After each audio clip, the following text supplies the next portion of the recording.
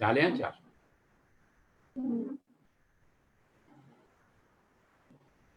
नमस्कार मंडळी. आज आपल्या अनुपम भक्ती मंडळाच्या अनुपम वारीचा 10वा दिवस, 10वी दिंडी आपली. आज नारद भक्ती सूत्र त्याचाही 10वा भाग आपण ऐकणार आहोत. असा अनुपम योग आज आलेला आहे. दिंडी ही 10वी आहे आणि नारद भक्ती सूत्राचाही 10वा भाग. आणि आपण महायोग पीठे हा पांडुरंग अष्टकातला जो पहिला श्लोक आहे त्यानी आपण सुरुवात करूया. महायोग पीठे तटे भीमरथ्यां वरं पुंडरीकाय दातु मुनीन्द्रै समागत्य तिष्ठं तानन्दकन्दं परब्रह्मलिङ्गं भजे पाण्डुरङ्गं परब्रह्मलिङ्गं भजे पाण्डुरङ्गं परब्रह्मलिङ्गं भजे पाण्डुरङ्गम्. डॉक्टर विकास गोखले यांना मी विनंती करते की त्यांनी सुरू करा. हरि ओम.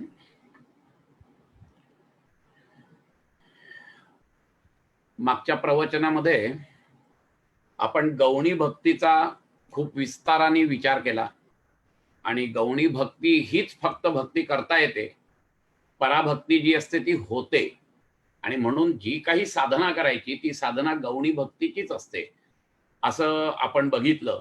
आणि मग त्या गौणी भक्तीच्या 3 भाग बघितले, सत्व रज तमो किंवा जिज्ञासू, अर्थार्थी आणि ज्ञानी अशा पद्धतीने, किंवा आर्त ज्याला आपण म्हणतो, असे 3 प्रकार गौणी भक्तीचे आपण बघितले.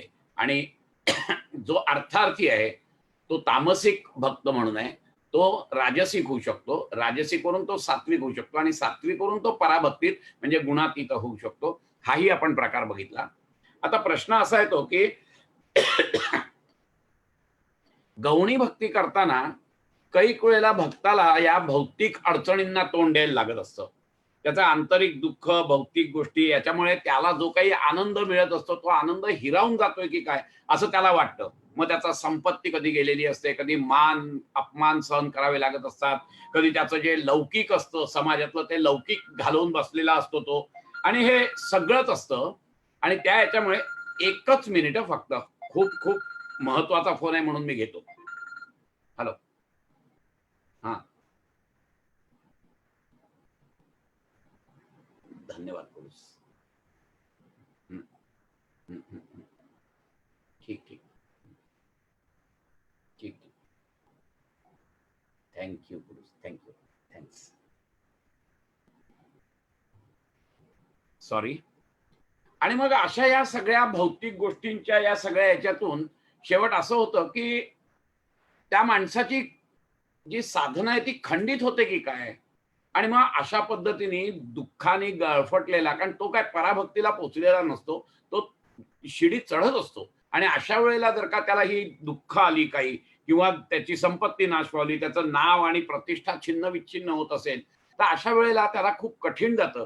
तर मग अशा वेळेला करायचं काय. तर नारद आता पुढच्या 2-3 सूत्रातून त्याला काही उपदेश देत आहेत. आणि ते उपदेश असे आहेत की पुढच्या सूत्रात त्यांनी सांगितलंय की लोकहानौ चिंता न कार्या निवेदित आत्मलोक वेदशीलत्वात. म्हणजे याचा अर्थ असा आहे की लोकहानीची चिंता कधीही करू नये आणि आपला जो सीमित जीवभाव आहे आणि सर्व लौकिक आणि वैदिक कर्म जी आहेत ही कर्म त्याला समर्पण करावी. थोडक्यात नारदांनी जी भक्तीची आपल्याला व्याख्या सांगितली आहे ती व्याख्या थोड्या बहुत प्रमाणात त्यांनी इथे सांगितली आहे की तुम्ही लोकहानीची चिंता करू नका.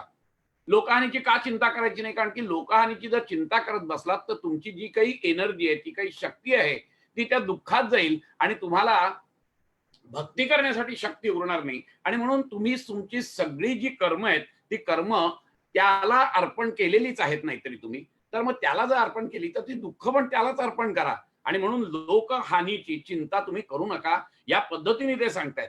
मग कशा पद्धती हे सांगितलं ठीक आहे, परंतु हे माणसाला कळेल कसं किंवा त्याच्या जीवनामध्ये उतरेल कसं हे. तर आपल्याला संतांनी पण बऱ्याच सांगितलेलं आहे की त्याची काळजी करू नका, तो काळजी घेईल. तुम्ही त्याची भक्ती करताय ना, एवढा दृढ विश्वास पाहिजे, श्रद्धा पाहिजे आपली त्याच्यावरती. तर ती जर श्रद्धा असेल तर मात्र तुम्हाला हे तरुण जाऊ शकता तुम्ही. हेही लक्षात घ्या तुम्ही, की हे तरुण जर जायचं असेल तर त्याच्यावरती पूर्ण श्रद्धा पाहिजे आपली. आणि ती श्रद्धा असेल तर नक्की तुम्ही तरुण जाऊ शकता. हेच त्यांनी सांगितलेलं आहे. आणि म्हणून आपल्याला तुकाराम महाराजांचा एक अतिशय मोठा अभंग आपल्याला माहिती आहे, ठेविले अनंत तैसेची राहावे, चित्ती असू द्यावे समाधान. इथे नारद आपल्याला थोडासा ज्ञानी होण्यासाठी सांगतायत, की अरे बाबा ह्या सगळ्या ह्याच्यात तुला जी जी काही दुःख आलेली आहेत, ही सगळी दुःख जी आहेत ना, ही सगळी तुला तुझ्याच कर्माने आलेली आहेत. त्यामुळे तू तसं काळजी करू नकोस. तुझ्या भक्तीमुळे तुला ही आलेली नाहीये, तर तुझं पूर्वकर्म जे आहे त्या पूर्वकर्मामुळे आलेली आहे. आणि ती लोकहानी जी आहे, ती लोकहानी तुला जी वाटते, ती तू या त्रिगुणात्मक प्रकृतीत असल्यामुळे तुला वाटते. नाहीतर खरं सांगायचं तर हे सगळं जे काही तुला आलेलं आहे, हे दुःख तू घेतलायस अंगावर म्हणून तुला वाटतंय. पण हेच जर का दुःख सगळी तू त्याला अर्पण केलीस, तुझे तसे आचार विचार सगळे तू त्यालाच अर्पण करतोयस, तर लोकहानीची तू चिंता करू नको. तुझी संपत्ती गेली असेल, तुझा मान अपमान झाला असेल, तुझी प्रतिष्ठा पणाला लागलेली असेल, ही सगळीच्या सगळी त्या भगवंताला अर्पण कर. आणि फक्त त्याच्यात काय भक्त ठेविले अनंत आहे, त्यांनी जसं ठेवलंय त्या पद्धतीनेच मला राहायचं आहे. कारण की त्यांनी ठेवलंय, कारण त्याला माहिती आहे की चांगलं कशात आहे माझं ते. आणि म्हणून इथे एकनाथांचा एक अतिशय सुंदर असा अभंग आहे, आवडीने भावे हरिनाम गेसी, तुझी चिंता त्यासी सर्व आहे. नको खेद करू कोणत्या गोष्टींचा, पती लक्ष्मीचा जाणत असे. त्याला सगळं माहिती आहे, पण त्यांनी ठेवलंय तुला या परिस्थितीत. या परिस्थितीत अशासाठी ठेवलाय, की पुढच्या 2 ओळी तर फार सुंदर आहेत त्यांनी. जैसी स्थिती आहे तैशा परी राहे, कौतुक तू पाहे संचिताचे. तू ज्या भगवंताशी भक्ती करतोयस ना, त्या भगवंताला सगळंच माहिती आहे. हा कर्मसिद्धांत त्यांनी तयार केलेला आहे. तर त्यांनी तयार केलेल्या या कर्मसिद्धांताचं कौतुक बघ तू. तुझ्या संचितातलं त्यांनी या जन्मात आणलेलं आहे आणि हे तुला भोगायला लावताय. आणि म्हणून शेवटच्या याच्यामध्ये ओळीमध्ये एकनाथ महाराज सांगतात, एका जनार्दनी भोग प्रारब्धाचा, हरिकृपे त्याचा नाश झाला. म्हणजे तुझी कशी भावना पाहिजे, की तू किती प्रेम करायला पाहिजेस, की अरे ही सगळी दुःख मला देतायत ना, माझे भोग आहेत ते प्रारब्ध माझा नाश होतोय आणि ते भगवंताच्या कृपेने नाश होतोय. नारदांनी कुठच्या लेवलला जाऊन आपल्याला भक्ती करायला सांगितली आहे बघा. हा जर का तुम्हाला कर्मसिद्धांत माहिती असेल, तर माझ्या मताने तुम्हाला कुठच्याच गोष्टीची चिंता वाटणार नाही. हा एक खूप महत्वाचा मुद्दा आपल्याला इथे सांगून ठेवलेला आहे त्यांनी, की ही जी भक्ती करायची, ही भक्ती अशी करायची, की माझं काहीच नाहीये. कारण मी त्याला जर का त्याचं कर्तृत्व, भोक्तृत्व जर का मी घेतलं ना, तर मात्र मग मी दुःखी होऊ शकतो. पण मी कर्तृत्वही घेत नाही आणि भोक्तृत्वही घेत नाहीये. तर मी दोन्ही त्यालाच अर्पण करतोय. कारण माझे सगळे नारदा तू तदर्पिता अखिल आचारिता, तद्विस्मरणे परम व्याकुलता येते. आणि तू जर का दुःख करत बसलास तर त्याचं विस्मरण होईल तुला. हाही दुसरा प्रकार ह्याच्यात आहे. आणि म्हणून नारद भक्ती सूत्रामध्ये नारदांनी या सूत्रात असं सांगितलंय, की तू त्याची चिंता करू नकोस. तुझी सगळी कर्म, तुझं कर्तृत्व, तुझं भोक्तृत्व सगळं त्याला अर्पण कर. आणि एक मनात लक्षात ठेव, की जी काही परिस्थिती तुझ्या समोर आहे, ही परिस्थिती तुझ्याच कर्माने आलेली आहे. आणि ती आता ह्या ईश्वराच्या कृपेमुळे ते प्रारब्ध जात आहे. म्हणजे तुझ्या चित्तावरचा जो मळ आहे, तो मळ हळूहळू कमी होतोय. आणि ह्याचं कौतुक तू बघ, त्या भगवंताकडे बघ. आणि म्हणून या पद्धतीने जर का आपण बघितलं आपल्या दुःखांकडे, तर आपल्या भक्तीमध्ये कुठेही खंड पडणार नाही. कारण खंड पडणारच आहे, कारण आपण भौतिक जगतात राहतो आणि भौतिक जगतातच आपण गौणी भक्ती करतोय आणि आपण अजून पोचलेले नाही आहोत. त्यामुळे आपल्याला या सगळ्याच गोष्टींना तोंड द्यायला लागेल. परंतु त्याच्यातून सुद्धा आपण सुखकररित्या कसं बाहेर पडायचं, हे नारद आपल्याला सांगतायत. की बेसिकली असं आहे, की मी जर का त्या दुःखाचं कर्तृत्व घेतलं, त्या ह्याचं जर का परिस्थितीचं, तर मला त्या दुःखाचं भोक्तृत्वही घ्यायला लागेल. आणि म्हणून ते दोन्हीही तिथेच अर्पण कर. याच्या दृष्टीने त्यांनी असं सांगितलेलं आहे, की शक्ती वाया घालवू नकोस. कारण एकदा का तू त्याच्यात गुरफटलास, की मग आपल्या युक्त्या कृत्या चालवतात. मग या दुःखातून कसं बाहेर पडायचं, काय बाहेर पडायचं, मग मी कसं करू शकतो, म्हणजे मी माझं मध्ये परत माणूस अडकतो. पण त्यापेक्षा तू भक्ती अशी कर, त्यालाच संपूर्ण अर्पण करून टाक आणि मोकळा हो. कोणाची लोकहानी झाली नाही. तुकाराम महाराजांची झाली नाही का? तुकाराम महाराजांची झाली, पण त्यांनी असं काही वाटलंच नाही. गाढवावरून धिंडही काढलेली आहे त्यांची. पण तरी सुद्धा त्यांच्या भगवत भक्तीत काही फरक नाही पडला. त्यांनी तेच सांगितलंय की ठेविले अनंत तैसेची राहावे, चित्ती असू द्यावे समाधान, कारण की हा माझा प्रारब्धाचा भोग जातोय. एकनाथ महाराजांनी तेच सांगितलेलं आहे. कळलं की नाही, की जे का जैशी स्थिती आहे तैशा परी राहे, कौतुक तूप आहे संचिताचे. या कर्मसिद्धांत त्यांनी कसा निर्माण केलाय, किती सुंदर रीतीने निर्माण केलाय, की ज्याच्यामध्ये कोणीच ढवळाढवळ करू शकत नाहीये, असं ते कौतुक आहे. ते संचिताचं कौतुक तू बघ, ही एकच सांगतोय. आणि या मनोवृत्तीमुळे होतं कसं, की त्या भक्तामध्ये वैराग्य भावना निर्माण होते. त्या भक्तामध्ये ईश्वरार्पण बुद्धीचा त्याचा आनंद त्याला मिळतो आणि आत्मसमर्पणाची भावना देखील त्याच्या मनामध्ये निर्माण होत असते. ह्या सगळे प्रकार जे आहेत, हे सगळे प्रकार, एक मिनिट, आज मला काय झालं कळत नाही. त्यामुळे हा जो काही प्रकार आहे, हा सगळा प्रकार त्यांनी या पद्धतीने सांगितलाय. आणि मग दुसरं काय त्यांनी सांगितलंय, की बाबा हे झालं, दुःख झालं, तर देखील तुझ्या याच्यात खंड नाही पडता कामा. म्हणून पुढच्या सूत्रात नारद काय सांगतायत, हे मुनी नारद, की न तत्सिद्धौ लोक व्यवहारो हेयाः किंतु फलत्यागाः तत्साधनम च कर्व्यताम. म्हणजे याचा अर्थ आहे की जोपर्यंत पराभक्ती सिद्ध झाली नाही, तोपर्यंत लोक व्यवहार सोडता कामा नये. म्हणजे लोक असे म्हणतात ना, की सर्वसंग परित्याग करून मी निघून जातो. नारद म्हणतात की अजिबात नाही. जिथपर्यंत तुला पराभक्तीची साधना होत नाही, तिथपर्यंत लोकव्यवहार सोडायचा नाहीये. परंतु ते करताना त्याच्यात कर्तृत्व भाव निर्माण नाही होत कामा. आणि ते जे फळ आहे, ते फळ मात्र ईश्वरार्पण केलं पाहिजे. हा त्याच्या मागचा उद्देश आहे. कारण साधकाला स्वतःच्या आत्मिक उन्नतीसाठी तुम्हाला या जगतात जर राहायचं असेल तर काहीतरी केलंच पाहिजे. कारण काहीतरी केल्याशिवाय काही होणार नाही. किंवा तुम्ही संसार केलेला असेल, संसार केला असेल तर तुमची ही कर्तव्य आहेत, त्याप्रमाणे तुम्ही केलीच पाहिजेत. तुमच्या वर्णाश्रमाप्रमाणे तुम्हाला जी सामाजिक कर्तव्य आलेली आहेत तीही केली पाहिजेत, कारण तीही सोडून चालणार नाहीये. आता आम्हाला भगवंतानी कुठे ठेवलाय, हे कशासाठी ठेवलंय, हा खूप महत्वाचा मुद्दा इथे. एक माणूस ब्राह्मणाच्या घरी जन्माला येतोय, एक माणूस क्षत्रियाच्या घरी जन्माला येतोय, एक माणूस वैश्याच्या घरी जन्माला येतोय, एक माणूस शूद्राच्या घरी जन्माला येतोय. हे सगळं का केलंय? मी मागे पण तुम्हाला सांगितलेलं होतं, हा पूर्ण चातुर्वर्ण जो आहे, हा चातुर्वर्ण जो आहे, हा त्याच्यासाठी निर्माण झालाय की समाजाच्या बांधणीसाठी ही 4 कामं आहेत. आणि मग मला माझ्या ज्या काही पूर्व संस्कार आहेत, ते संस्कार जाण्यासाठी म्हणून त्या भगवंताला माहिती आहे की मला कुठचा जन्म द्यायचा. आणि म्हणून त्यांनी मला या जन्मात अशा अशा कुटुंबात घातलेलं आहे, अशा अशा वर्णात घातलेलं आहे. आणि म्हणून त्याला वर्ण म्हटलंय, जाती नाही म्हटलेलं. हा वर्ण आहे. वर्ण म्हणजे कामाची 4 आहेत भाग. एक विद्यार्जन आणि विद्यादान, एक संरक्षण, एक व्यापार आणि एक बाकीची कामं. हे 4 कामं आहेत, समाज धारणेसाठी खूप महत्वाची आहेत. आणि प्रत्येक काम महत्वाचं आहे, हे लक्षात घ्या तुम्ही.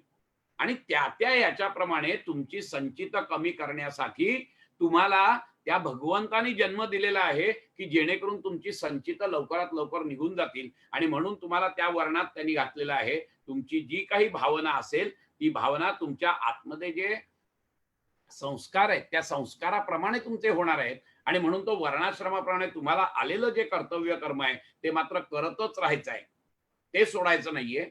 हे त्याच्या मागचं त्यांनी उद्देश सांगितलेला आहे, की कर्तव्य कर्म कधीही सोडायची नाहीये तुम्हाला.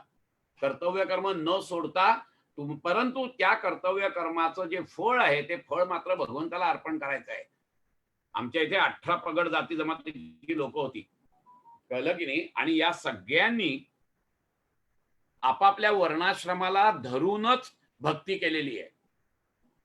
मग चोखा मेळा आहे, बंका आहे, हे महार जातीतले म्हणून होते. त्यावेळेला कितीतरी त्यांना मानसिक सामाजिक हालापेष्टांना समोर जावं लागलं, पण तरी त्यांनी त्यांची भक्ती सोडलेली नाहीये. हा महत्वाचा मुद्दा इथे लक्षात ठेवायचा आहे. पण त्यांनी भक्ती नाही सोडलेली कधीच.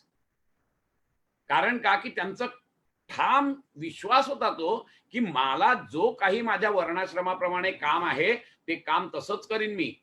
आणि म्हणूनच चोखा मेळा किंवा बंका वगैरे ही जी लोक होती, ही वरिष्ठांकडे चाकरी करत होती. आणि नुसती चाकरी नाही, दिवसभर राबल्यानंतर त्यांच्या खालच्या पायरीवर बसून ते रामराम करायचे त्यांना.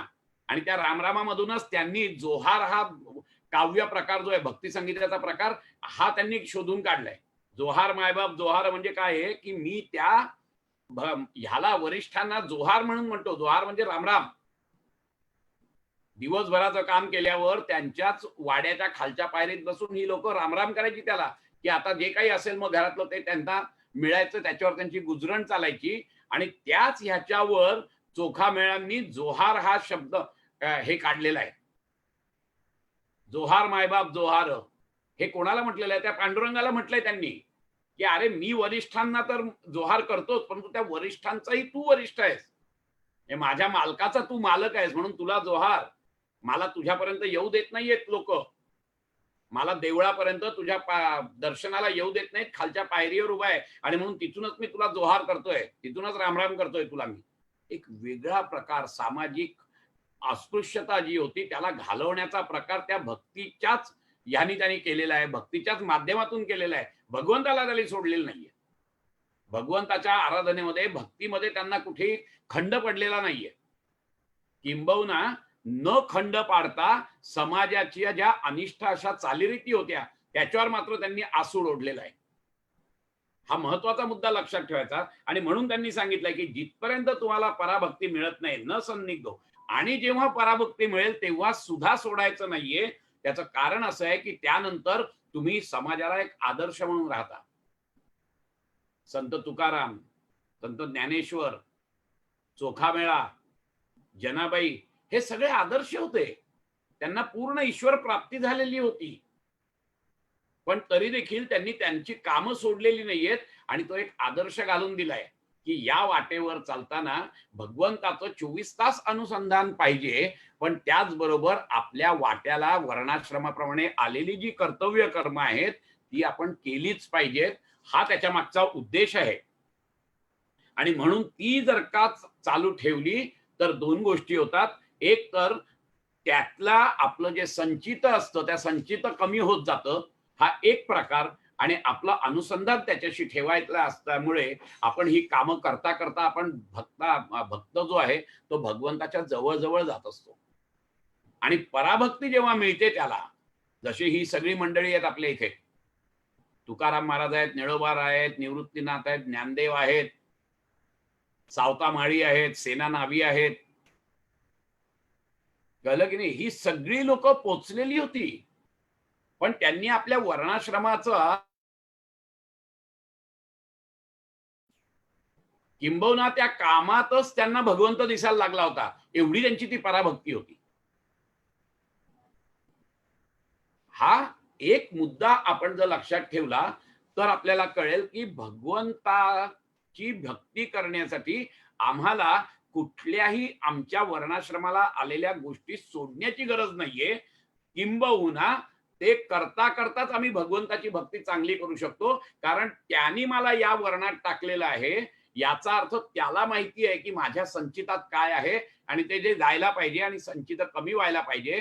आणि म्हणून त्याचे उपकार मानून त्यांनी दिलेलं कार्य बंड न करता हसत मुखाने ते कार्य करत आपल्याला भगवंताची प्राप्ती करून घेता येते, हे आमच्या इथल्या संतांनी सांगितलेलं आहे. महाराष्ट्रातल्या तर खरोखर 18 पगड जाती जमातीचे संत आहेत आमच्याकडे. त्या सगळ्यांनी आम्हाला हेच सांगितलेलं आहे की तुमच्या वर्णाश्रमाप्रमाणे तुम्ही कार्य करा, कारण तुम्ही आलायतच कसे याच्यात. तर तुमचे जे काही संस्कार आहेत त्या संस्कारामुळे आणि त्या संस्काराचा निचरा व्हावा, त्या संचिताचा निचरा व्हावा म्हणून त्या भगवंतानीच कृपा तुमच्यावर केली आणि तुम्हाला इथे टाकलाय. मग त्याच्या विरुद्ध बंड कशाला करताय? बंड न करता तुम्हाला ती कार्य करायची आहेत. आणि म्हणून नारद आपल्याला सांगतायत न तत्सिद्ध लोकव्यवहार व हे हा. लोकव्यवहार सोडता नाही कामा, जिथपर्यंत त्याची सिद्धी मिळत नाही तुम्हाला, जिथपर्यंत पराभक्ती मिळत नाही. परंतु लोकव्यवहार तो सोडायचा नाहीये, परंतु त्याच्यामध्ये आसक्ती पण धरता कामा नाहीये. तर कसं म्हणताय, किंतु फलत्याग हा तत्साधनमच कार्यम एव. फलत्याग करायचा आहे आणि ते साधन म्हणून वापरायचं आहे. तत्साधनमच कार्यम एव, त्या भक्तीचं साधन करत राहायचंय. लोकव्यवहार सोडता कामा नाहीये, परंतु कर्माच्या फलाचा त्याग त्या भक्तीचं साधन करत राहिलं पाहिजे. आणि हेच माझं साधन आहे भक्तीचं. हे जर तुम्ही समजलात तर तुमची जी काही दुःख आहेत, भौतिक दुःख, त्या दुःखातून तुम्ही त्या दुःखामुळे तुम्ही भक्तीच्या बाजूला जात नाही. त्याच्यासाठी हा दुसरा त्यांनी हे दिलाय, तिसरं त्यांनी काय सांगितलेलं आहे, अजून काय करा, तर स्त्री धन नास्तिक वैरी चरित्रम न श्रवणीयम. स्त्री, स्त्री याचा अर्थ काय आहे की कामवासना. स्त्री याचा अर्थ स्त्री प्रत्यक्ष असं नाहीये, तर स्त्री म्हणजे कामवासना. स्त्री, धन, नास्तिक जे नास्तिक आहेत ते, आणि वैरी यांच्या चरित्राचं कुठेही तुम्ही श्रवण करू नका. कसं असतं माहितीये का, की या सगळ्या भौतिक गोष्टी आहेत, आणि या भौतिक गोष्टी जर का आम्ही त्याच्यात अडकलो तर आम्ही तिकडे खेचले जातो आणि भगवंतापासून दूर जातो. आणि भौतिक गोष्टी आमच्या समोर आहेतच, त्या सुटणार नाहीयेत आमच्या इथे.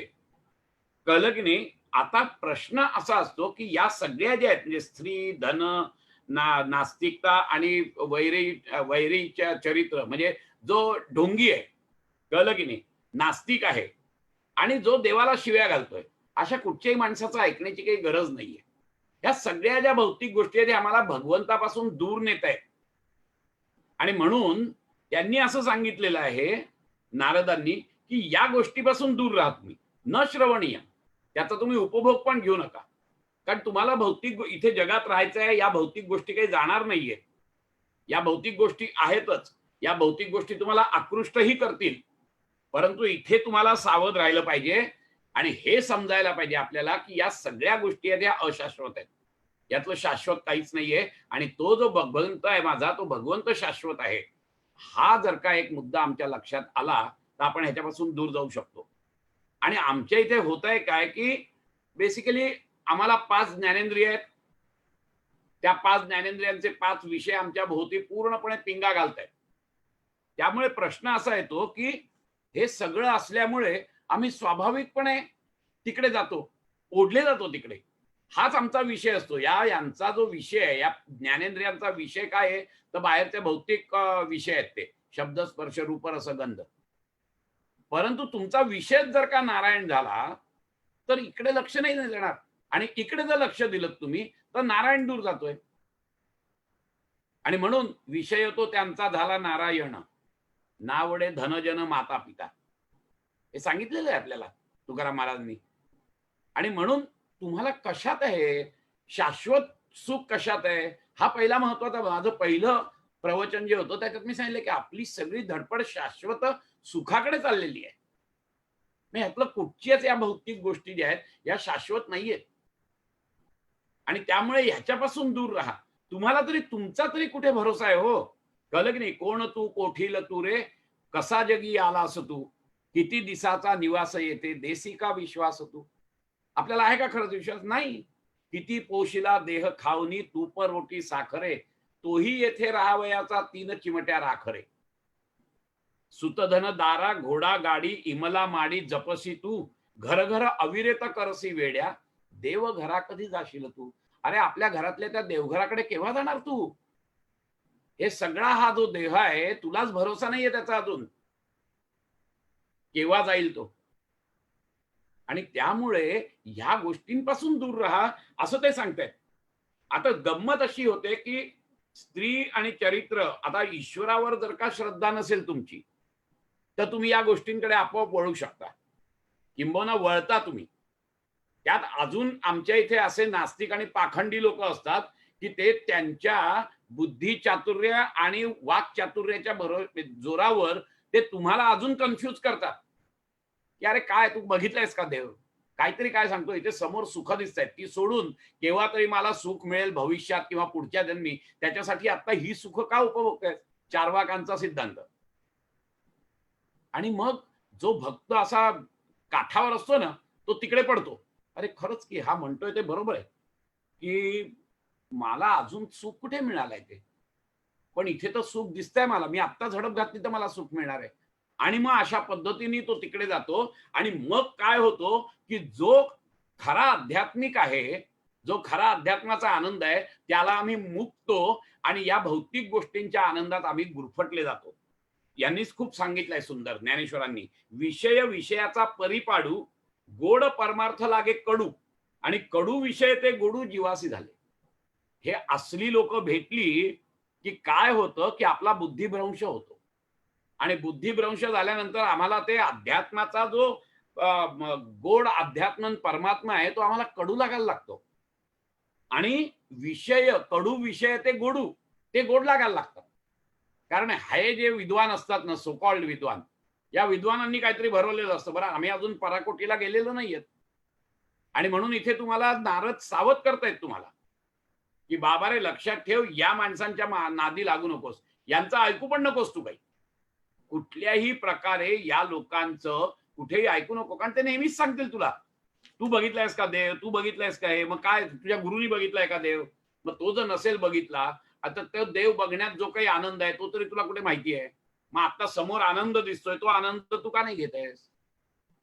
आणि अशा पद्धतीने आपल्याला भुलवण्याचं काम मात्र ही लोक नक्की करतात, हे लक्षात घ्या तुम्ही. इथे आपल्याला सावध राहायचंय आणि नारदांनी हेच आपल्याला सांगितलेलं आहे की सावध राहायचंय. ते कसं राहायचंय सावध ते, कारण की आपल्याला नेहमी एक लक्षात घ्या की आपण थोडे जरी डळमळीत झालो ना तरी आपण तिकडे पडणार आहोत, कारण तिकडचं आकर्षण खूप आहे. भौतिक गोष्टींचं आकर्षण हे प्रचंड आहे आपल्याला आणि त्यामुळे आम्ही सतत सावध राहिलं पाहिजे. सतत आमच्यामध्ये वैराग्यभाव निर्माण व्हायला पाहिजे आणि म्हणूनच मुख्य म्हणजे श्रद्धा पाहिजे आमची. अढळ श्रद्धा पाहिजे की नाही, मला त्या भगवंताकडेच शाश्वत सुख मिळणार आहे. हे लोकांनी काही सांगू दे, विश्वासाला तडा नाही जाता कामा. आणि म्हणून भक्ती म्हटल्यानंतर मी मागे सांगितलं असं की आत्यंतिक प्रेम, अढळ श्रद्धा आणि संपूर्ण शरणागती, या तीन गोष्टींनी पराभक्तीची प्राप्ती होत असते. आता आम्ही डोंगर चढतोय, गवणी भक्तीत आहोत आम्ही, त्यामुळे हे सगळे अडथळे येणार आहेत. परंतु हे अडथळे आले तरी देखील नारदांनी सांगितलंय की तुम्ही यांच्या नादी लागू नका. तुमची प्रतिष्ठा पणाला लागेल, तुमचं धन पणाला लागेल, पण तरी देखील तुम्ही त्याच्यात राहू नका. लोक इथं निंदा करू नका. तुम्ही तुमच्या त्याच्याप्रमाणे वागा, वर्णाश्रमाप्रमाणे वागा. ह्या तीन सूत्रांमधून आपल्याला नारदांनी खूप काहीतरी सांगितलेलं आहे. नारदांनी हे संभाव्य धोके सांगितलेले आहेत आपल्याला आणि त्या संभाव्य धोक्यातून बाहेर कसं यायचं हे पण त्यांनी सांगितलेलं आहे. की हे सगळे धोके आहेत की तुम्हाला भौतिक जगतातून दुःख येतील, तुमचं धन जाईल, तुम्हाला अन्याय सहन करावा लागेल, तुमचा अपमान होईल, तुमच्या प्रतिष्ठापणाला लागेल, छिन्न विच्छिन्न होईल, पण तरी देखील तुमच्या भक्तीत तुम्ही हे करू नका, कारण तुम्ही या भौतिक जगतात राहताय. या भौतिक जगतातले सगळे उणं दुणं सगळं तुम्हाला लागणार आहे, परंतु तुमची अढळ जर श्रद्धा असेल भगवंतावर तर तुम्ही याच्यातूनही पार होऊ शकता. तुम्हाला हे भौतिक विषय तुम्हाला आकर्षित करतील, तुम्हाला बोलावतील, खुणावतील. त्यात भरीतभर ही पाखंडी लोक जी आहे ती पाखंडी लोक तुम्हाला सांगतील की अरे काय उपयोगाचं आहे, त्यापेक्षा इकडे सुख आहे, ताबडतोब सुख आहे, ते का घेत नाहीयेस तू, म्हणूनही आम्हाला सांगतील. हे सगळे प्रकार होणार आहे, नाही होणार असं नाहीये. परंतु ह्याच्यातूनही आम्हाला बाहेर जर यायचं असेल तर सदोदित आम्हाला जागरूक राहिलं पाहिजे. आम्हाला या लोकांच्या मागे लागून नाही चालणार आहे. कळलं की नाही? कसं असतं, ही सगळी जरी आलं ना तर देखील कमल पुष्पाप्रमाणे आपण पाहिजे. कमळ पाण्यात राहून सुद्धा पाण्याचा त्याला अंश लागत नाही, त्याचप्रमाणे भक्तीचा आमच्या शरीराला लेप लावून आम्ही या भौतिक जगतात उतरलं पाहिजे. तर हे भौतिक विषय जे आहेत हे विषय आम्हाला चिकटणार नाहीत. सदोदित त्याचं आवरण आमच्यावर पाहिजे भक्तीचं. ते भक्तीचं जर आवरण असेल सदोदित तर मात्र हे कुठचेच भौतिक विषय आम्हाला चिकटणार नाहीत आणि कमल पुष्पाप्रमाणे आम्ही त्याच्यात राहून सुद्धा त्याचा आम्हाला संसर्ग होणार नाही. हा खूप महत्वाचा मुद्दा इथे सांगितलेला आहे. आणि मग ह्या तिन्ही सूत्रातून सांगितलेले जे प्रतिबंध आहेत, तर मग हे याच्यामुळे होतं काय, तर ह्याच्यामुळे तुमच्यामध्ये षड्रिपू निर्माण होतात आणि मग दंभ दर्प हे सगळं येतो आणि तो प्रयत्नपूर्वक टाळायला पाहिजे. म्हणून पुढच्या सूत्रात ते असं सांगतायत की अभिमान दंभ आदिकम त्याज्यम. कारण का होत आहे की हे जे काही सांगितलेले आहेत तीन अडथळे, या अडथळ्यातून निर्माण काय होतं, तर आम्हाला षड्रिपू निर्माण होतात. आम्हाला एकतर राग येतो, आम्हाला एकतर असूया निर्माण होते, आम्हाला एकतर इच्छा निर्माण होते, कामना निर्माण होते, क्रोध निर्माण होतो. हे सगळं या तीन प्रकारातून होतं आणि म्हणून नारदांनी सांगितलंय की या भौतिक गोष्टी तुम्हाला आकर्षित करतील, परंतु ह्याच्यातून निर्माण काय होणार, तर षड्रिपू निर्माण होणार आहेत आणि हे षड्रिपू तुम्हाला तुमच्या भक्तीपासून परावृत्त करणार आहेत. आणि म्हणून या जे अवगुण आहेत या अवगुणांचा त्यागच केला पाहिजे. हे मनाचे दोष आहेत, दुर्गुण आहेत हे. आणि अशा पद्धतीने जर का हे दुर्गुण आम्ही घेतले, जर का आमच्या अंगाला, आमच्या मनाला, आमच्या बुद्धीला जर का भक्तीचा तेल लावलं नाही आम्ही आणि या भौतिक जगतामध्ये आम्ही उतरलेलो आहोत, तर हे भौतिक विषय आम्हाला येऊन चिकटणार आहे. पण आमची भक्तीचा जर का लेप लावून आम्ही उतरलो, तर हे भौतिक विषय जे आहे हे चिकटणार नाहीत आम्हाला आणि त्यामुळे आमच्या व्यक्तिमत्वाची नासडी होणार नाही. कारण शेवट असे असतं की व्यक्तिमत्वाची नासाडी झाली की तुम्ही भक्ती मार्गामध्ये कंगाल झालात असं समजा. आणि भगवंतानी सुद्धा भगवद्गीतेमध्ये याच 6 षड्रिपूंना आसुरी संपत म्हटलेलं आहे. दंभो दर्पोभिमानश्च क्रोधो पारुष्यमेव च अज्ञानमच्या अभिजातस्य पार्थ संपदम आसुरीम. तर हे जे आसुरी संपद आहे ही मात्र टाळलीच गेली पाहिजे. आणि मग ह्याच्यासाठी काय करायचं आहे? नारदांनी पुढच्या सूत्रात सांगितलेलं आहे की हे जेव्हा निर्माण होतात, दंभ दर्प येणार आहेत. कारण की हे येणार नाही असं होणार नाहीये, हे येणारच आहेत तुम्हाला. कारण असं आहे की तुम्ही भौतिक जगतामध्ये वावरताय आणि भौतिक जगतात वावरल्यामुळे तुम्हाला हे येणार आहेत. तर मग नारद काय सांगतायत, याच्यावर उपाय काय आहे? तर नारद असं सांगतायत की याच्यावर उपाय एकच आहे की तुमचं परत तेच तदर्पिता अखिल आचार हा सन, सर्व आचार अर्पण केल्यानंतर देखील सगळे अर्पण केले पण आम्ही अजून पराभक्तीला पोचलेलो नाहीये. त्यामुळे हे जरी सगळे अर्पण केले तुम्ही सगळे आचार, तरी देखील जर का हे सगळे स्वभाव दोष अवशिष्ट राहतील, तर त्यांचं म्हणणं असं आहे की त्या गुणदोषांना सुद्धा भगवंताकडे समर्पित करा. म्हणजे जे काही षड्रिपू निर्माण होत आहे, कारण माझी वाटचाल आहे ही वाटचाल गौणी भक्तीची चालू आहे आणि गौणी भक्तीमध्ये मी या भौतिक जगतात वावरतोय आणि या भौतिक जगतात वावरत असताना माझ्यावर जी काही संकट येतील त्याने मी दुःखी कष्टी होणार आहे. मी दुःखी कष्टी होणार आहे, त्याच्यामुळे माझ्यामध्ये षड्रिपू निर्माण होणारच आहेत. आता त्यांचं म्हणणं असं आहे की षड्रिपू निर्माण झाल्यानंतर परत परत ते सांगतायत की तुमची सगळी जी काही कर्म आहेत ही त्याला अर्पण करा. अखिल सर्व आचार अर्पण केल्यानंतर सुद्धा जरी तुमच्यामध्ये दोष वगैरे निर्माण झाला, तुमच्यामध्ये क्रोध लोभ जर निर्माण झाले, तर त्यांचं म्हणणं असं आहे की ते देखील भगवंताला अर्पण करा. ते भगवंताला अर्पण करा म्हणजे कसे करा अर्पण? फार सुंदर रीतीने सांगितलेलं आहे. प्रत्येक वेळेला तुम्ही एक लक्षात घ्या की हा सगळा जो आहे ना, हा सगळा खेळ हा त्या भगवंताचा आहे. एवढं एक कायम स्वरूपी मनात लक्षात ठेवा की जे जे काही होत आहे हे त्या भगवंताचं होत आहे. मी मागच्या वेळेला तुम्हाला उदाहरण दिलं होतं, कार आणि कारचा ड्रायव्हर, कारचा मालक.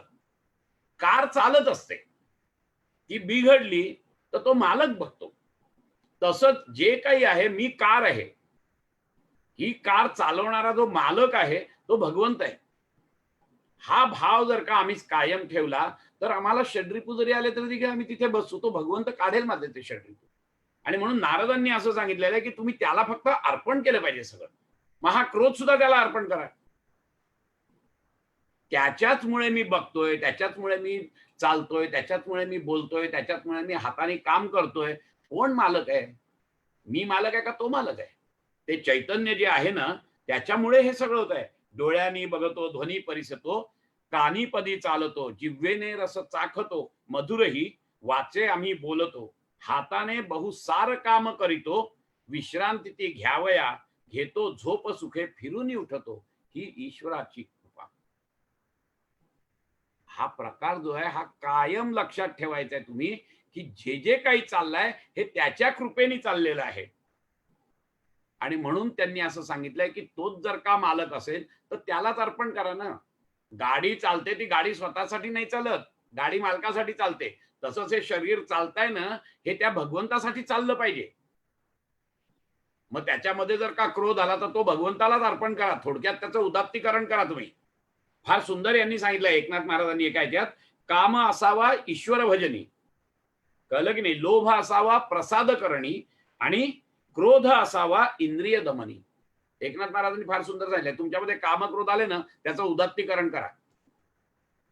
त्याचं उदात्तीकरण असं करा की क्रोध आला इंद्रिय दमनी, इंद्रियांना शिक्षा करा तुम्ही. असा कसा तू जातोस तिकडे, असा कसा त्या ह्याच्यात भौतिक गोष्टींकडे तुझं लक्ष जात आहे, शिक्षा करा त्याला, पनिशमेंट द्या त्याला. कळलं की नाही. लोभ आहे ना, लोभाला सांगा अरे लोभ आहे ना, प्रसादाच्या मागे लागतो, त्याचा लोभ ठेव आणि काम आहे, कामना आहे तुझ्यामुळे, मग ते ईश्वर भजनी कामना करतील. या पद्धतीने जर का आम्ही उदात्तीकरण करत गेलो तर आम्ही त्याच्या जवळ जाऊ. हे काम क्रोध येणार आहे, त्याचं फक्त उदात्तीकरण करायचं आहे, बाकी काहीच करायचं नाही आपल्याला. हे राहणारच आहेत, पंच ज्ञानेंद्रिय आणि हे सगळे राहणार आहेत. यांनी असं सांगितलंय, तुकाराम महाराजांनी पण एका ह्याच्यात खूप सुंदर सांगितलं की हे पंच ज्ञानेंद्रिय आहेत तुमची, पंच विषय आहेत बाहेर. मग पंच ज्ञानेंद्रिय आणि पंच विषय दोन्ही आहेत. मग लोक म्हणतात की मग आम्ही त्याच्याकडे लागणार नाही तर काय करणार, काय करायचं अशा वेळेला आम्ही. त्यावेळेला तुकाराम महाराज असं सांगतात की अरे येड्या, हे पंच ज्ञानेंद्रिय तुला आहेत, पंच विषयात तसा भगवंत पण आहे ना, मग पंच विषयाकडे कशाला जातोयस. तुझे ज्ञानेंद्रिय, तुझी ज्ञानेंद्रिय तिकडे वळव ना. तू तू डोळ्याने भगवंताचं रूप बघ, तू कानाने भगवंताचं भजन ऐक. कळलं की नाही. हे करणं सगळं, हे न करता तू पंच ज्ञानेंद्रियांच्या विषयांकडे का जातोयस तू. एक हे असतो, शूरवीर दाखवतो स्वतःला गावात, मोठा हे मारत असतो की मी असा असा शूर आहे, हे आहे ते आहे वगैरे वगैरे. आणि एक दिवस येतो प्रसंग युद्धाचा, लोक बसवतात त्याला घोड्यावर, एका हातात ढाल देतात, एका हातात तलवार देतात, म्हणजे जात अजून जायला. तर त्याने काय सांगावं, तो शूरवीर नसतो, त्याने काय सांगावं, अरे तुम्ही माझे 2 हात बांधून ठेवले, एकात तलवार दिली, एकात ढाल दिली, आता मी झुंजणार कसा म्हणे. त्याच्यावरच त्यांनी, तुकाराम महाराजांनी एक अभंग केलेला आहे, ढाल तलवारे गुंतले हे कर, म्हणे मी झुंजार झुंजू कैसे. असोनी उपाय म्हणी तो अपाय, म्हणे हाय हाय काय करू. अरे तुला ते जे ढाल तलवार दिली आहे त्यांनीच तर युद्ध करायचं आहे. आणि तुका म्हणे हा तो स्वये परब्रह्म, मूर्ख नेणे वर्म संत चरण. संत चरणाकडे जाऊन त्याचं मर्म समजत नाही हा मूर्ख माणूस, हा स्वतः परब्रह्म आहे. तशाच पद्धतीने हे 5 ज्ञानेंद्रिय तुम्हाला दिलेली आहेत आणि तुम्ही म्हणताय की 5 ज्ञानेंद्रिय दिली आहेत, तर मग कसं काय, ते तर 5 विषयांकडे जाणार आमच्या ज्ञानेंद्रियांच्या. अरे पण त्याच ज्ञानेंद्रियांचा उपयोग इकडे पण कर ना तू. त्याच्यासाठी तुला देह दिलाय. देह कशासाठी दिलाय, भगवंताची सेवा करण्यासाठी देह दिलाय. हे भौतिक जग उपभोगण्यासाठी देह नाहीये तुझा. कारण हा जो उपभोगत बसलास ना, तर संचितामध्ये परत परत तुझी साठवण होणारच आहे, ती कुठे जाणार नाहीये तुझी. आणि असं करत करत दरवेळेला जन्म मरणाचे फेरे चालूच राहणार आहेत तुझे. परंतु याच देहाचा जर तू उपयोग केलास, याच पंच ज्ञानेंद्रियांचा तू जर का भगवंतासाठी उपयोग केलास, तर हे संचित कमी होईल ना तुझं, नाही तर संचित वाढत जाईल. संचित वाढवायचं नाही, आम्हाला कमी करायचंय, त्याच्यासाठी हा देह दिलाय. त्याच्यासाठी तुम्हाला योग्य अशा परिस्थितीत त्यांनी जन्माला घातलाय. तुमची संचित कमी कशी होतील त्या पद्धतीने तुम्हाला तुमचे माता पिता मिळालेले आहे. मग त्याचा उपयोग कर ना. त्याचा उपयोग न करता आम्ही नुसतंच याचं म्हटलं की अरे पंच ज्ञानेंद्रिय आहेत आणि पंचविषय आहेत, तर आम्ही त्याचा उपयोग नाही घ्यायचा, तर काय करायचं. त्याच्यासाठी जन्म नाहीये. आणि त्याच्यासाठी जर जन्म असेल तर अनंत करोडो जन्म असेच जातील दुःखाच्या खाईत लोटलेले. शाश्वत सुख तुम्हाला कधीच मिळणार नाही. ती शाश्वत शांती जी आहे ती तुम्हाला कधीच मिळणार नाही. ही जर मिळवायची असेल तर याच पंचज्ञानेंद्रियांचा, याच शरीराचा उपयोग हा त्याच्यासाठी केला पाहिजे. आणि म्हणून एकनाथ महाराजांनी तेच सांगितलं की तुम्हाला त्याच्या कृपेने हा जन्म मिळालाय. नाहीतर काय किडे मकोडे पशु पक्षी काही झाला असतात तुम्ही, पण त्यांनी कृपा करून तुम्हाला इकडे घातलाय. तर इथे जर घातला असेल तर त्याचा उपयोग करा. ये नरदेहीचे कारणे सच्चिदानंद पदवी घेणे, ऐसा अधिकार नारायणे कृपावलोकने दिला. एकनाथ महाराजांनी खूप सुंदर सांगितलंय की हे नरदेहीचे निकार, हा नरदेह तुम्हाला दिलेला आहे, त्यांनी कृपा करून तुम्हाला दिलेला आहे. आणि काय याची ही आहे सच्चिदानंद पदवी घेणे. क्षमता काय आहे त्याची, या नरदेहाची सच्चिदानंदाची पदवी घेणं. ऐसा अधिकार नारायणी कृपा, असं हे तुमचा अधिकार आहे तुम्हाला हा. परंतु त्या अधिकाराच्या साठी तुम्हाला तशा पद्धतीने वर्तन केलं पाहिजे. हे शरीर आहे, या शरीराचा उपयोग करून या शरीरातली जी येरझरा आहे ना, जन्म मरणाचा फेरा हा घालवायचा आहे. येण्याची शरीरे शरीरा येणे सरे, किंबहुना येरझारे चिरापडे. ज्ञानदेव महाराजांनी सांगितलं की या शरीराच्या माध्यमातून या शरीरातलं जाणं येणं बंद करायचं आहे.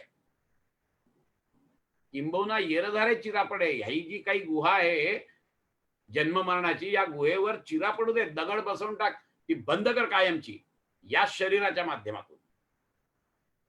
काट्याने काटा काढतात ना, तसं आहे हे. हे शरीर दिलेलं आहे, या शरीराच्याच माध्यमातून या शरीरातलं जे जाणं येणं आहे ते बंद करायचं आहे आपल्याला. किती सुंदर रीतीने आम्हाला सगळ्या संतांनी सांगितलेलं आहे. नारद भक्ती सूत्रामध्ये हे सगळं सार रूपाने आलंय आणि म्हणून त्याला सूत्र म्हटलेलं आहे, की कमीत कमी शब्दामध्ये जास्तीत जास्त आशय कसा टाकता येईल हा त्यांनी सांगितलेला आहे. आणि म्हणून याच्यामध्ये त्यांनी असं सांगितलंय, की हा सगळा जो प्रकार करायचा आहे, हा सगळा प्रकार आपल्याला इथे करायचा आहे. याच शरीराच्या माध्यमातून करायचं आहे. पळून नाही द्यायचंय कुठे. याच संसारात राहून करायचं आहे. तुमचं वर्णाश्रमाप्रमाणे जी काही कामं आली आहेत ती कामं करता करताच तुम्हाला भक्ती साधना करायची आहे. कुठेही पळून जायचं नाहीये. इथे तुम्हाला सुख-दुःख येतील.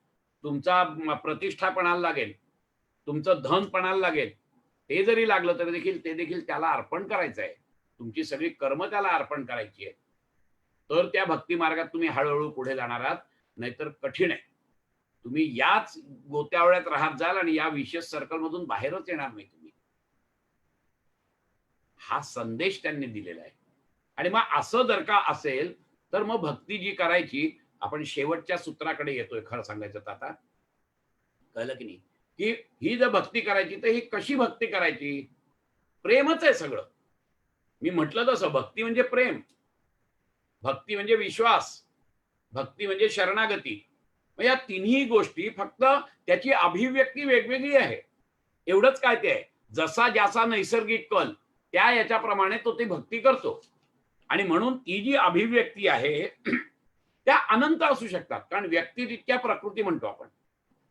पण त्या सगळ्यांना एकत्र करून नारदांनी असं सांगितलेलं आहे, की साधारणपणे ढोबळमानाने 11 प्रकारच्या भक्ती आपण करू शकतो. या प्रत्येक भक्तीमध्ये प्रेम आहे. त्या प्रत्येक भक्तीमध्ये शरणागती आहे. त्या प्रत्येक भक्तीमध्ये श्रद्धा आहे. हे लक्षात घ्या. आणि म्हणून त्यांनी हे प्रकार जे आहेत, भक्ती प्रेम प्रकट करतो. म्हणजे कितीही काही झालं ती भक्तीच आहे. परंतु ती फक्त त्याची अभिव्यक्ती वेगवेगळ्या अंगानी होत असते. एवढंच ते सांगतायत. काय सांगतायत त्यांनी? गुण महात्म्यासक्ती, रूपासक्ती, पूजासक्ती, स्मरणासक्ती, दास्यासक्ती, सख्यासक्ती, कांतासक्ती, वात्सल्यासक्ती, आत्मनिवेदनासक्ती, तन्मयासक्ती, परमविरहासक्ती रूपा एकदा अपि एकादशः. हा प्रकार एक असूनही 11 प्रकारचा आहे. एकच आहे प्रकार. भक्तीच आहे, प्रेमच आहे, श्रद्धाच आहे, शरणागतीच आहे. परंतु ती वेगवेगळ्या 11 पद्धतीने अभिव्यक्त होत असते. प्रत्येक भक्ताच्या त्याच्या नैसर्गिक कलाप्रमाणे. गुणमहात्म्य शक्ती. गुणमहात्म्य शक्ती म्हणजे काय? गुणगान करण्याची आवड. भगवंताचं गुणगान करण्याची आवड असते कोणाला, की त्याचं सतत त्याच्या वैभवाचं गुणगान करावं, याचं गुणगान करावं. त्यांनी हे जे काही विश्व निर्माण केलेलं आहे याच्याबद्दल अचंबित होऊन हा कसा अगाध ज्ञानाचा माणूस आहे याच्याबद्दल चर्चा करावी. आणि अशा पद्धतीने जर का केलं, भगवंताचं गुण विशेष जर का सगळ्यांना सांगत सुटले तर ती पण एक भक्तीच आहे. सदोदित त्याचं गुणगान गाणं हीच भक्ती आहे मुळे. आणि ही भक्ती नारद आणि शुकदेव यांनी अवलंबिली होती. आणि ते या मार्गाने पुढे गेलेले आहेत. या मार्गाने भक्तीला पोचलेले आहेत. रूपासक्ती. त्याच्या रूपावरच भाळून त्या रूपावरच त्याच्यावरती रूपासंबंधीची ओढ असते आपल्याला. किती सुंदर मनोहर रूप आहे. कृष्णाची रूप आपण बघतो आणि देव्हारा वगैरे सजवल्यावर तर किती सुंदर दिसतो. माझी प्रवचनं असतात त्या याच्यात दत्त मंदिरामध्ये. किती वेळेला असं वाटतं की बस फक्त त्या मूर्तीकडे बघत बसावं. इतकं सुंदर आहे. अशीच ओढ आहे. तीच आसक्ती. ही आसक्ती जर असेल तर तुम्ही त्याच्यातच गुरफटून जाता. त्याच्या त्या सौंदर्यावर, त्याच्या त्या रूपावरच भाळून जाता तुम्ही. आणि ही जी आहेत हे मिथिल देशातली जी लोक आहेत त्यांनी या पद्धतीने भक्ती केलेली होती, किंवा दंडकारण्यातले जे ऋषी आहेत त्यांनी या पद्धतीने भक्ती केली होती आणि ते पराभक्तीला पोचलेले होते. त्यानंतर आहे ती पूजासक्ती. पूजासक्ती याचा अर्थ काय आहे, की पूजा अर्चा. कैक लोकांना ही आवड असते, खूप आसक्ती असते, की अतिशय सुंदर रीतीने देव पाण्यात ठेवावे, त्याचं त्यांना धुवावं, पुसावं, अतिशय सुंदर रीतीने गोंजारावं, मग त्यांना हळद कुंकू अक्षत सगळं लावावं, मग निरांजन उदबत्ती लावावी, नैवेद्य दाखवावा, सगळी पूजा करावी, त्याच्यात त्याच्यात त्यांना आनंद असतो. ही पूजा सक्ती. भरताने काय केलं होतं, पादुका घेऊन आला आणि तिथे त्यांनी ती पूजाच केलेली आहे त्याची दिवसभर. आणि त्या पादुका सुद्धा तो सिंहासनावर नाही बसला. त्या पादुका सिंहासनावर ठेवल्या आणि त्याची पूजा केली आहे त्यांनी. कारण की भगवंताबद्दलचं ते अतीव प्रेम आहे, की त्याची सतत पूजा करावी बस. त्यामुळे पूजासक्ती हाही एक आहे वेगळा विषय. स्मरणशक्ती, कथा कीर्तन ऐकण्याची आणि ती सगळी कथा कीर्तन आपल्या स्मृतीत ठेवण्याची ती पण एक प्रकारची आसक्ती आहे. ती आसक्ती म्हणजे पण भक्तीच आहे. एक लक्षात घ्या, स्मरणशक्ती प्रल्हाद आणि ध्रुव हे ह्याच्याने स्मरणशक्तीने पुढे गेलेले आहेत. सदोदित त्यांची कथा कीर्तन ऐकत होते. सदोदित त्यांची स्मृती याच्यात ठेवलेली होती त्यांनी. 24 तास अखंड त्यांच्या स्मृतीत असायचे ते. त्यानंतर मग दास्यासक्ती. मी त्याचा दास आहे. ही भावना उत्कटतेने आली, की त्याच्याबद्दलचं प्रेम निर्माण होतं. त्याच्याबद्दल ती शरणागती निर्माण होते. त्याच्याबद्दलचं श्रद्धा निर्माण होते आणि मग ती दास्य भक्ती उदयोन्मुख होते आणि त्याच्यातून ती भक्ती होते. मी त्याचा दास आहे या भावनेतून केलेली जी भक्ती आहे ती दास्य भक्ती आहे. हनुमंताचं उदाहरण आहे त्याच्यासाठी. हनुमंतांनी पूर्णपणे दास आहे, मी रामाचा दास आहे या ह्यानी रामाची भक्ती केलेली होती. सख्यासक्ती. मित्राचं प्रेम फार वेगळं असतं. मित्राला आपण सगळं सांगतो, काही सोडत नाही.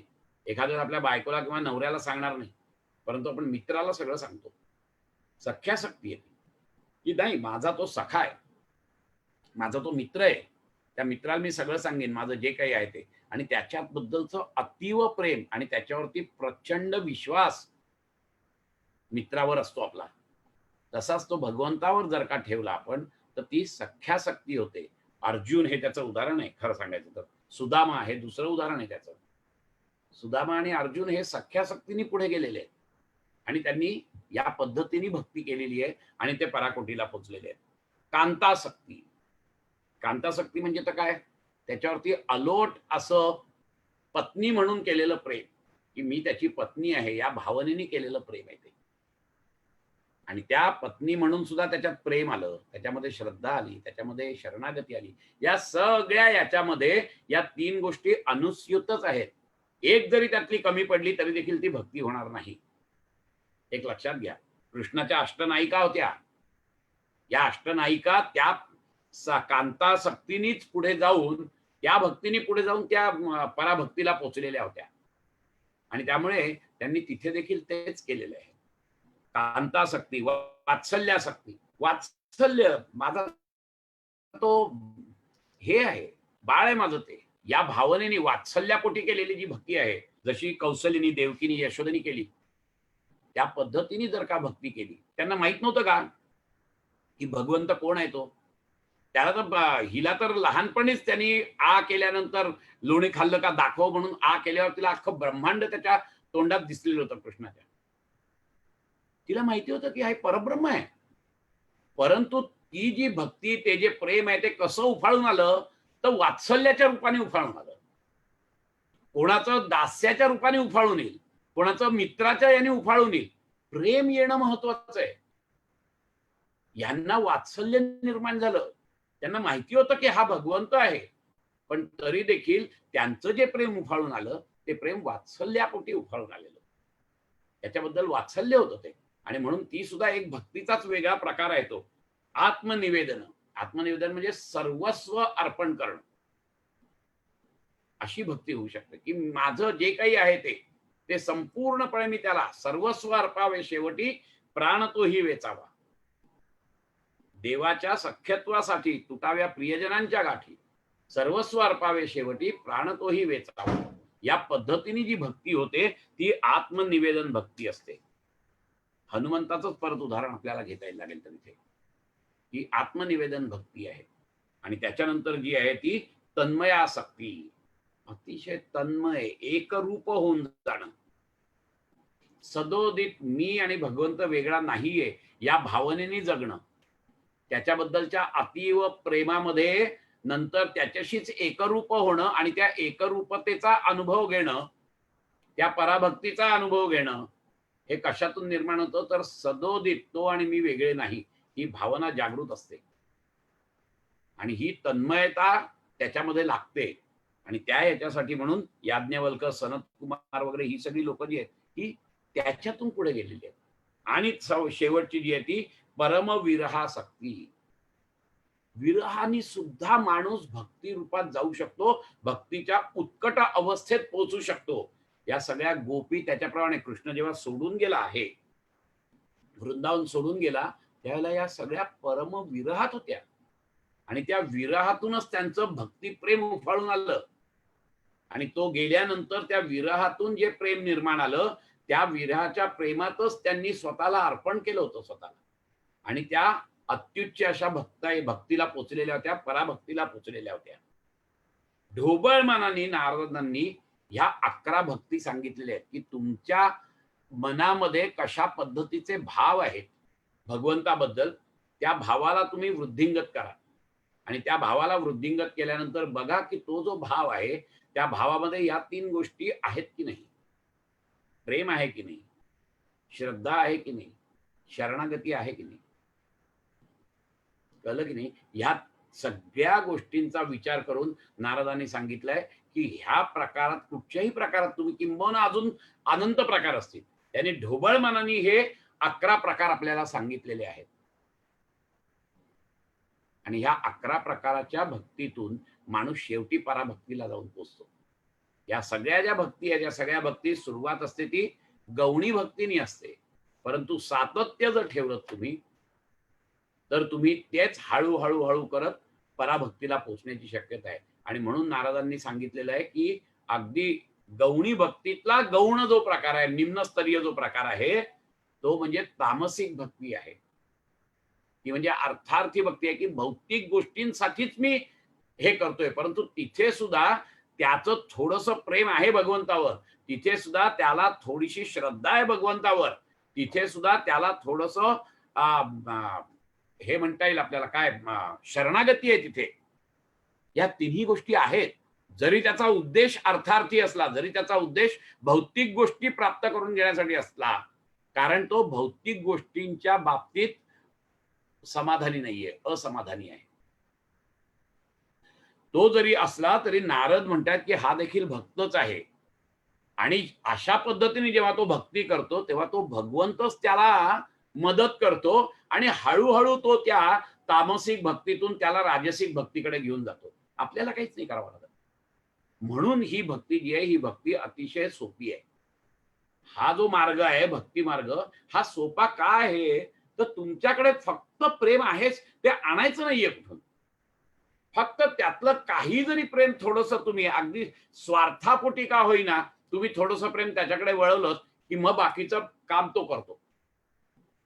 आणि म्हणून ही सर्वात सोपी आणि सुलभ अशी मार्गक्रमण आहे त्या भगवंताकडे पोहोचण्याचा.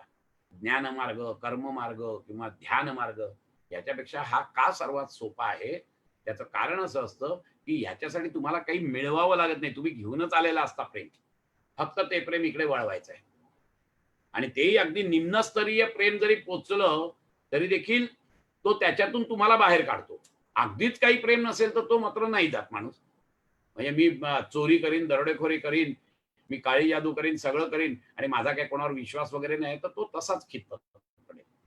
परंतु काही दरोडेखोर असतात की नाही नाही हे जे मला मिळालंय ना हे त्या देवीच्या ह्याच्यामुळे मला मिळालंय.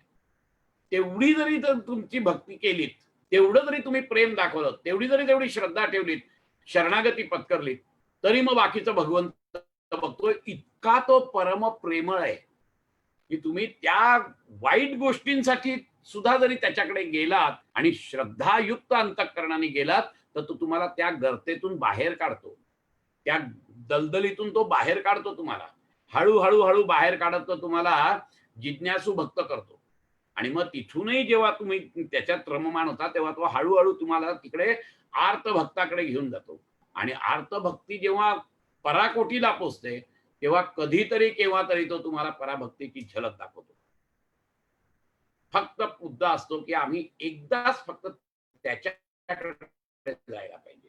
आम्ही तेही जात नाही, इतके आम्ही नतद्रष्ट असतो. या भक्ती मार्गासाठी अनंत लोकांनी अनंत गोष्टी केलेल्या आहेत आणि आम्हाला सांगून ठेवलेलं आहे की अरे एवढंच करा, तुम्ही खूप करू नका, बाकीचं सगळं तो करेल. तो एवढा परम दयाळू आहे की तुम्हाला काही करायची गरज नाही, तुम्ही थोडंसं प्रेम आहे त्याच्याकडे द्या, बाकी सगळं तो बघेल. तुमची निष्ठा पाहिजे फक्त, बाकी काही नको. त्या निष्ठेमध्ये कुठेही तडा नाही जाता कामा, त्या शरणागतीकडे दे कुठेही तडा नाही जाता कामा. तेवढं जर केलं तर बाकी त्या तमोतून रजतून सत्वाकडे तोच घेऊन जाईल तुम्हाला. तुम्ही त्याची काळजी करू नका, पण एकदा तरी त्याच्याकडे जा. तुमच्या अगदी भौतिक गोष्टींच्या याच्यासाठी जरी गेलात तरी देखील त्याच्याकडे मनमोकळेपणाने जा, अतिशय प्रेमाने जा. तो तुम्हाला ते भौतिक गोष्टी तर देईलच, परंतु हळूहळू तुम्हाला त्या भौतिक गोष्टीबद्दल वैराग्यही तोच निर्माण करेल आणि नंतर मग हळूहळू तो तुम्हाला त्या तामसिक भक्तीतून राजसिक भक्तीकडे घेऊन जाईल. आम्ही तेवढंही जर केलं नाही तर या नरदेहाचा उपयोग काय? हा नरदेह जो मिळालेला आहे, हा नरदेह त्याच्या प्राप्तीसाठी मिळालाय, त्याला प्राप्त करून घेण्यासाठी आम्हाला मिळालेला आहे. आणि आम्ही जर का त्या नरदेहाचा उपयोग नाही केला आणि आयुष्य अख्खं त्याला विचारलंच नाही आम्ही, तर आम्ही किती नतद्रष्ट असू हे लक्षात घ्या तुम्ही. आपण इथे थांबूया. आपण 10 प्रवचनं याच्यावर केलेली आहे. भक्तीचा अतिशय सोपा असा मार्ग नारदांनी या भक्ती सूत्रामध्ये आपल्याला सांगितलेला आहे आणि म्हणूनच या भक्तीत अखंड आपण नाहून निघालोय. आशा करूया की या 10 दिवसाचं आपलं हे जे काही आपण यज्ञ केलाय, ज्ञान यज्ञ, या यज्ञातून थोडा तरी आपण सगळेजण त्या भगवंताच्या जवळ जाऊ. एकदा का जवळ गेलो, मनापासून जवळ गेलो, मनापासून त्याच्यावर प्रेम केलं, मनापासून शरणागत झालो त्याला, मनापासून त्याच्यावरती समजा श्रद्धा ठेवली, तर बाकीचं सगळं काम तो करणार आहे. आपल्याला नाही करावं लागत. आपल्याला फक्त एकदा जायचंय त्याच्याकडे. या प्रवचन मालिकेतून आपण एवढं जरी साध्य केलं तरी देखील माझ्या हाताने ही प्रवचन मालिका जी आहे ही कृतार्थ झाली असं मी म्हणेन. आपण आज इथेच थांबतोय. हरिओम. खूपच छान.